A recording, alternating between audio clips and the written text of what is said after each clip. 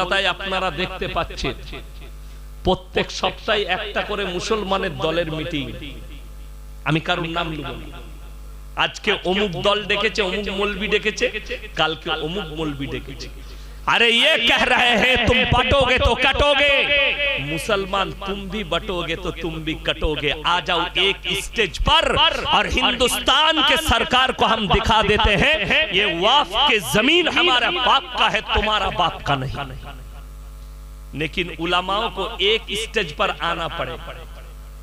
सब कह रहा है हमारा लोग अलग है, क्यों बोलছে আমি অমুক, কেউ বলছে আমি অমুক।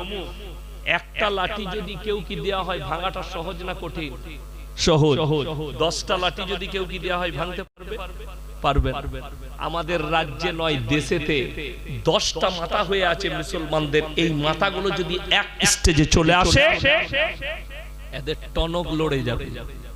আমি চাই গোটা পশ্চিম বাংলার মুসলমান ফিরকাবাজি স্টেজে রেখে দাও, মসজিদে রেখে দাও, সবাই এসো একসাথে 3 দিনকার জন্য কলকাতাকে অচল করে দাও। 3 দিন নয় 10 দিন লড়বো না, ওখানেই গাড়ি নিয়ে দাঁড়িয়ে থাকবো রাস্তার উপরে, পানি খেয়ে কাটাবো যতক্ষণ পর্যন্ত ওয়াকফ বিল মিটছে না ততক্ষণ পর্যন্ত কলকাতা অচল থাকবে। দেখো এদের টনক লড়ে কিনা, এদের মাথা ঘুরবে। কাল কি বিল বাতিল করতে এরা পথ পাবে না। মুসলমান যদি দিল্লির পথে হাঁটো রাজি হও, বর্ধমান, বীরভূম, কলকাতা থেকে হাই রোডকে ব্লক করে চলে এসো গাড়ি নিয়ে কলকাতাকে। 3 দিনকার জন্য হাই রোড বন্ধ করে দাও, এদের বাপের পর্যন্ত টনক লড়বে। এরা বিল বাতিল করতে পথ পাবে না, কিন্তু মুসলমান টুকরো টুকরো হয়ে বেটে আছে।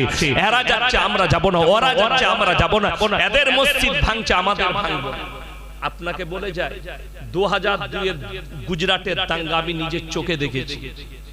মাদ্রাসা জামিয়াতুল কিরাত কাফেলার ছাত্র আমি, তখন পড়াশোনা করি গুজরাটে।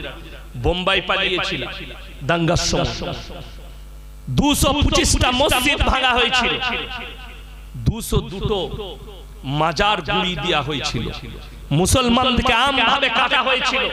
সেখানে দেখা হয়নি কোনটা মুসলমান, কোনটা দেওবন্দি, কোনটা বেরেলি, কোনটা জামাতি, কোনটা ফুরফুরা, কোনটা আজানঘাচি, এসব কিচ্ছু দেখা হয়নি। এক ভাগ থেকে কাটো, এইটা ছিল তাদের মিশন।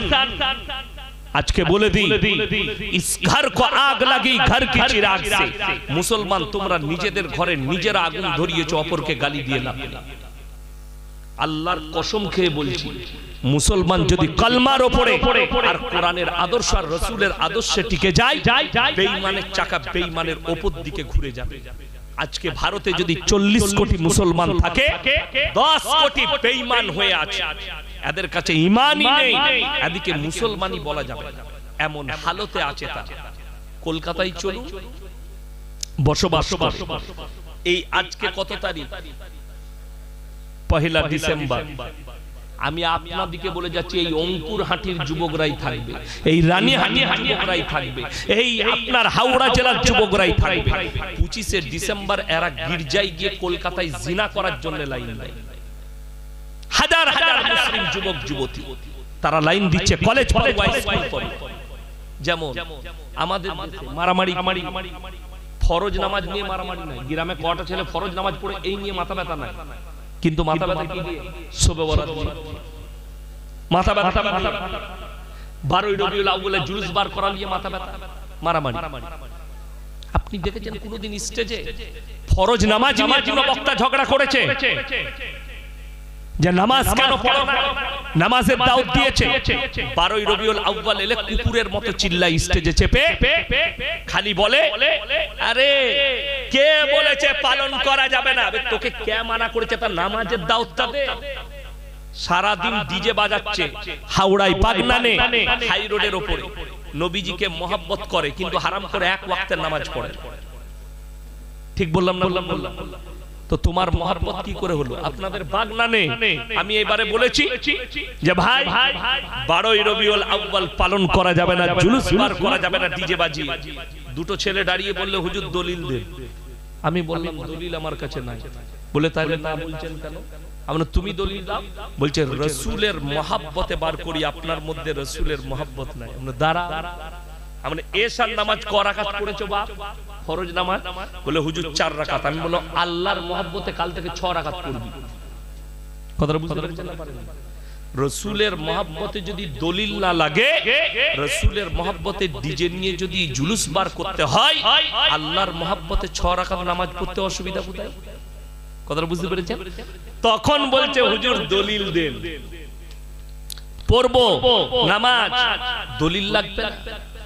তুমি নামাজ 2 রাকাত বেশি পড়লে দলিল চাইছো আল্লাহর মহব্বতে, রসুলের মহব্বতে তুমি জুলুস বার করবে, তুমি আবে দেখবেন। আচ্ছা আপনারা বলুন তো, সাহাবীদের থেকে নবীজিকে কেউ বেশি ভালোবাসতে পারে? আল্লাহর নবী সাহাবীদের থেকে? চলুন, নবীজি চলে গেছে, আমিরুল মুমিনিন হযরতে উমরে ফারুক, হযরতে আবু বকর সিদ্দিক রাদিয়াল্লাহু তাআলা নিজের জীবন দশায় কোনোদিন 12ই রবিউল আউয়াল পালন করলেন না। তোমার থেকে বেশি ভালোবাসতো হযরতে আবু বকর নবীজিকে। হযরতে উমর জীবনে পালন করলেন না, হযরতে আলী করলেন না, হযরতে উসমানে গনি করলেন না। আর তুমি বলছো এই মৌলবি 12ই রবিউল আউয়াল পালন করেনি, কাফের। ফতোয়া দিচ্ছ, ফতোয়াবাজি। একবারও বলতে পারলে না স্টেজে যার নামাজ নাই তার মধ্যে ইসলাম নেই, যাতে তোমার কথার দ্বারা একটা মুসলিম 5 ওয়াক্তের নামাজি হতো, আর যে নামাজটা পড়ার কারণে সে জান্নাতের উত্তর অধিকারী হতো। এর কারণে আজকে শুনেলেন, হাদিস শুনিয়ে দিয়ে যাই, কোরআন শোনাবো। আপনারা মনে করছেন ইয়াসিন ভাই জান্নাতে যাবে, আমার মতো 100টা মৌলবি কিয়ামতের দিনে ধরা পড়বে। সমাজকে ধোঁকা দিয়েছো, প্রতারণা করেছো। আল্লাহ রাসূলের হাদিস, আখিরি জামানায় এক শ্রেণীর আলেম আর হুজুর বের হবে যারা ইসলামের বিকৃত করবে। কিয়ামতের দিনে জাহান্নামের প্রথম খোরাক সেই মৌলবি কটা, সেই হুজুর কটাই হবে। কোরআন খুলুন, ইন্নাল্লাযীনা ইয়াকতুমুনা মা আনজালাল্লাহু মিনাল কিতাব, সূরা বাকারা। ওয়া ইয়াকতুমুনা মা আনজালাল্লাহু মিনাল কিতাব ওয়া ইয়াশতারুনা বিহি সামানান কালীলা উলাইকা মা ইয়াকুলুনা ফি বুতুনিহিম ইল্লান নার। হে আমার নবী, কিয়ামতের দিনে ওই হুজুররা পাকড়াও হবে যারা নিজেদের পেট ভরানোর জন্য আমার আয়াতকে লুকিয়ে দেয়, হক কথা মানুষের সামনে বলে না, তারা নিজেদের পেটেতে আগুন ছাড়া আর কিছু ভরে না। আমি কিয়ামতের দিনে এই হুজুর দিকে কঠিন আযাবে মুবতালা করে দেব। এরপর আমাদের সমাজের লোক কিছু নামাজ পড়ে না কেন? তার মারাত্মক কারণ আছে। নামাজ পড়ে না, রোজা রাখে না, ভালো কাজ করে না। এরা জানে মরে গেলে চিন্তা নাই। কেন? হুজুর আছে, মিলাদ পড়াবে, দোয়া করে দিবে, সওয়াবে রিসানি হবে। হুজুর আইবে 3 বোতল মদ খেয়ে চেকপোস্টে অ্যাক্সিডেন্ট হয়ে মারা গেছে, বলে চিন্তা নাই, ইয়াসিন ভাইকে দাওয়াত দাও। আমি এলাম, দেশি মুরগি আর পরোটা আর কাবাব, সারা যা খাওয়াচ্ছে আজকে দোয়াটা ভালো করেই করতে হবে। এরপরে দোয়া করে যে আল্লাহ তুমি জান্নাতুল ফিরদৌস দান করো, আল্লাহ তুমি শহীদের মর্তবা দাও।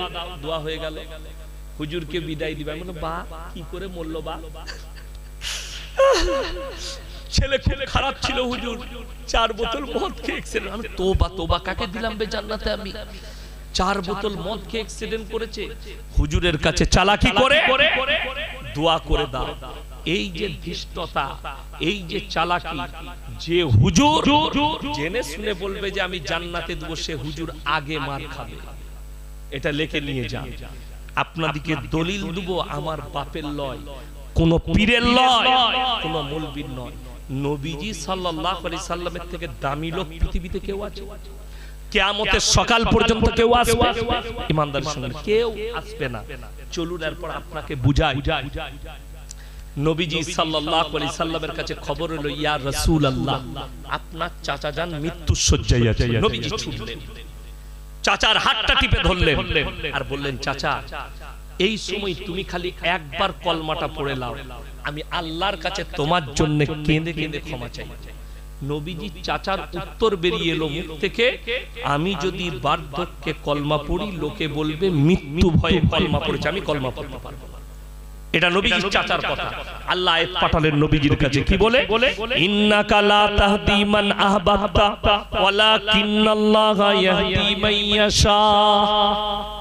হে আমার বিশ্ব নবী, সকলে বলুন হিদায়াতের মালিক কে? আল্লাহ।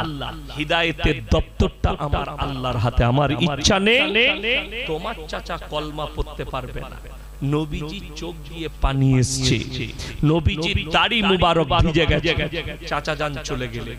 এরপরে নবীজি কাঁদতে শুরু করেছেন, কি বলে? আল্লাহ তুমি আমাকে যতদিন না নিষেধ করছো, আমি আমার চাচার জন্য কেঁদে কেঁদে ক্ষমা চাইবো। নবীজি কাঁদছেন, ওগো আল্লাহ আমার চাচাকে ক্ষমা করে দাও।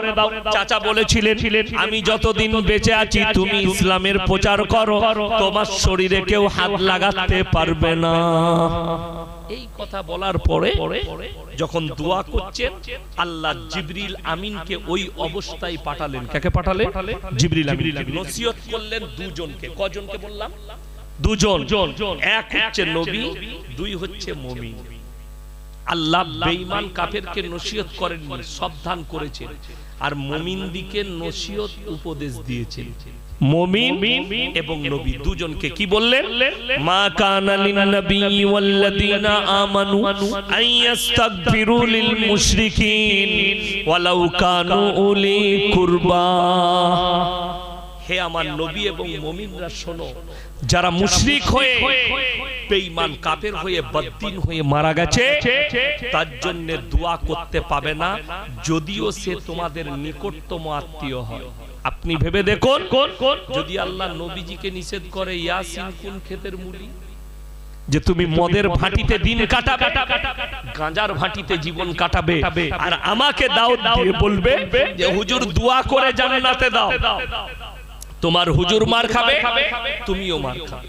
আমাকে অনেকজন যারা ফেসবুকে ইউটিউবে জলসা শুনে, আপনার অনেকজন মনে করে এই মৌলবীটা হয়তো পীর বিরোধী মৌলবী। আমি পীর বিরোধী নয়, আমি সিস্টেম বিরোধী মৌলবী। সিস্টেমের বিরুদ্ধে লোক, বড় কষ্ট লাগে। আপনি ভেবে দেখুন, আজকে মুসলমানের কাছ থেকে, আচ্ছা বলুন, যে লোকটা জানে সুদ খাওয়া হারাম, সে যখন সুদ খেলো আল্লাহর বিরুদ্ধে সংগ্রাম করলো না করলো না? কোরআনের বিরুদ্ধে করলো। মদ খাওয়া কি কথা বলে? হারাম। কোরআনে আছে স্পর্শ করা হারাম, মদ স্পর্শ করা হারাম। এরপর এটা জানার পরে যে ছেলেটা মদ খাবে, যে মানুষটা মুসলমানটা মদ খাবে, সে আল্লাহর সঙ্গে যুদ্ধ ঘোষণা করলো না করলো না? করলো। সে মুসলমান কি করে থাকবে?